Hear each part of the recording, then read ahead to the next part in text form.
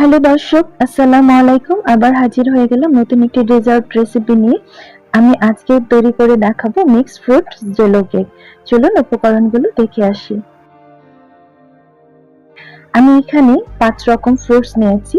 এখানে আপনারা যার যার পছন্দ অনুযায়ী বিভিন্ন রকম ফল নিতে পারেন। তো আমি এখানে ড্রাগন ফল নিয়েছি 2 কালার, লাল ড্রাগন এবং সাদা ড্রাগন। সাদা আঙ্গুর ফল নিয়েছি এবং কালো আঙ্গুর ফল নিয়েছি কমলা। তো আমি সবগুলো একই মাপের করে ছোট ছোট টুকরো করে কেটে নিয়েছি।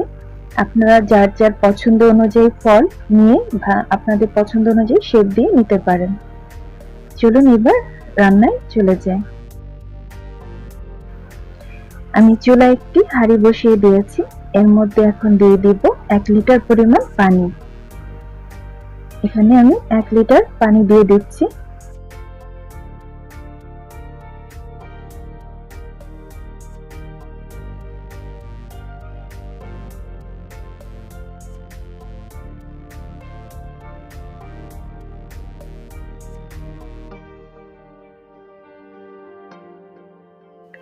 দর্শক, আমি এখন এর মধ্যে দিয়ে দিব 2 টেবিল চামচ পরিমাণ আগার আগার। আপনারা আগার আগারের পরিবর্তে জেলুটিনও ব্যবহার করতে পারেন। এই আগার আগারটা দর্শক আপনারা যে কোনো সুপার শপে পেয়ে যাবেন। আগার আগার বা জেলুটিন বললেই যে কোনো সুপার শপে আপনারা এটা পেয়ে যাবেন। দিয়ে দিচ্ছি 2 টেবিল চামচ আগার আগার।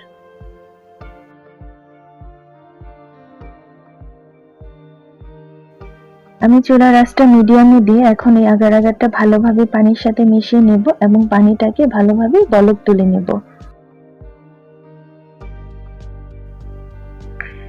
দর্শক, আপনারা দেখতে পাচ্ছেন আগার আগারটা প্রায় অনেকখানি মিশে গেছে। এটা পুরোপুরি মিশে যাবে, ভয়ের কিছু নেই। তো আমি এখন দিয়ে দিচ্ছি 1 কাপ চিনি। আমি প্রথমে অর্ধেকটা দিয়ে নিচ্ছি, কারণ পুরোটা দিব না, মিষ্টিটা আমি চেক করি, তারপরে আস্তে আস্তে চিনিটা মেশাবো।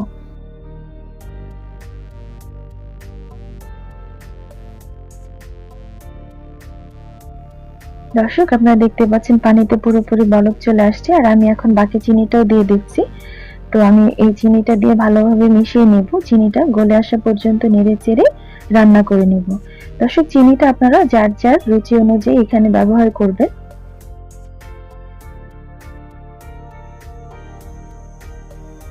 দর্শক, চিনিটা ভালোভাবে গলে গেছে দেখতেই পাচ্ছেন, এবং আমার পানিটাও মোটামুটি ভালো একটু ঘন হয়ে আসছে। তো আমি এই পর্যায়ে চুলাটা বন্ধ করে দিব এবং আমি এটাকে হালকা ঠান্ডা করে নেব। চলুন এবার পরিবেশনে চলে যাই। দর্শক, এখানে আমি একটা বড় সাইজের বাটি নিয়ে নিয়েছি। তো আমি এখানে আমার পছন্দ মতো ফ্রুটস গুলো ভালোভাবে সাজিয়ে নিব। আপনারা আপনাদের পছন্দ অনুযায়ী যে কোনো ফল এটাতে ব্যবহার করতে পারেন এবং আপনাদের পছন্দ মতো সাজিয়ে নিতে পারেন। তো আমি এটা ধাপে ধাপে ফলগুলো দিয়ে একটু একটু করে আমি আগার আগারের মেশানো পানিটাকে আমি এর মধ্যে দিয়ে দিব।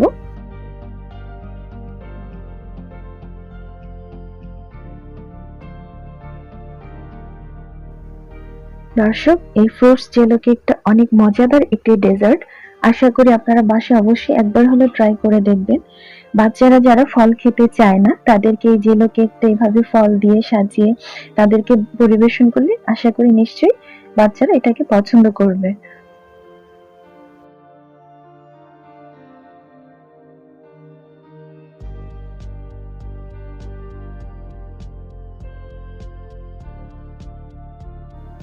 দর্শক, এখানে আমার 1 লেয়ার ফ্রুটস সাজানো হয়ে গেছে। এখন এর উপরে আমি আগার আগার মিশ্রিত পানিটা আস্তে আস্তে চারদিকে ছড়িয়ে দিয়ে দেব।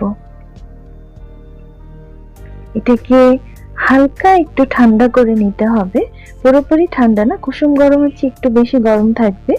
তো আমি 1 ধাপ লেয়ার দিয়ে দিয়েছি।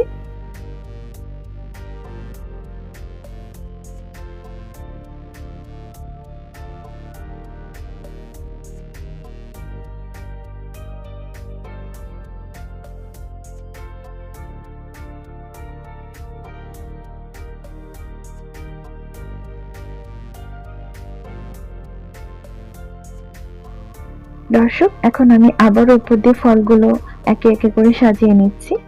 এভাবে এক ধাপ করে ফ্রুটস গুলো দিবেন এবং প্রতি লেয়ারে একটু একটু করে আগার আগার মিশ্রিত পানিটা আপনারা ছড়িয়ে ভালোভাবে দিয়ে দেবেন।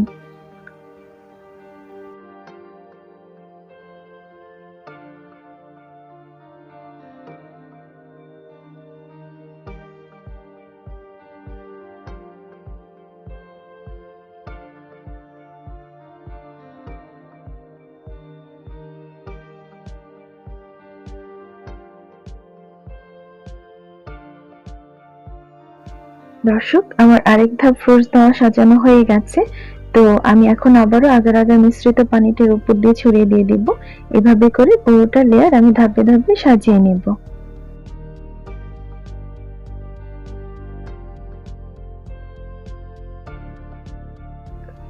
দর্শক, আমার ফ্রুটস জেলো কেকটা সাজানো হয়ে গেছে। এখন এটাকে আমি রুম টেম্পারেচারে ঠান্ডা করে নিয়ে ফ্রিজের নরমাল চেম্বারে রেখে ১ ঘন্টা ঠান্ডা করে নিয়ে পরিবেশন করে দেখাচ্ছি।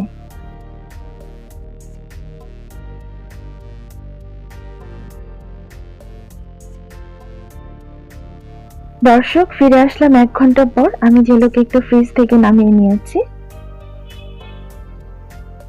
এই যে আপনারা দেখতে পাচ্ছেন খুব ভালোভাবে আমার জেলো কেকটা জমে গেছে। চলুন এবার এটাকে পরিবেশন করে দেখাচ্ছি। তৈরি হয়ে গেল আমার মজাদার জেলো কেক। আপনারা অবশ্যই বাসায় ট্রাই করে দেখবেন।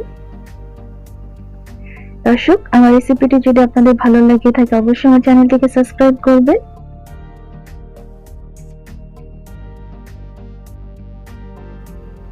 লাইক এবং শেয়ার দেবেন।